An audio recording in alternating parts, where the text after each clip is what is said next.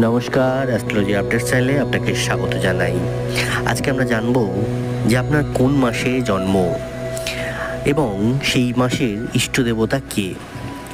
আপনার বাংলা মাস অনুযায়ী কোন মাসে আপনার জন্ম হয়েছে এবং আপনার ইষ্ট দেবতা কে হতে পারে।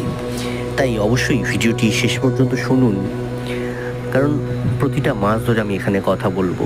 বৈশাখ মাসে যাদের জন্ম তারা সূর্য দেবতার পুজো করা উচিত।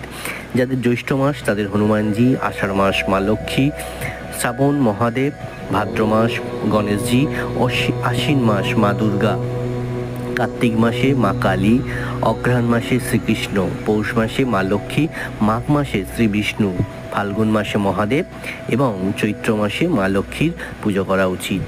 জন্ম অনুযায়ী আপনাদের এই মাসে হয়ে থাকে, অবশ্যই সেই দেবতার পুজো আপনাকে বেশি করা উচিত।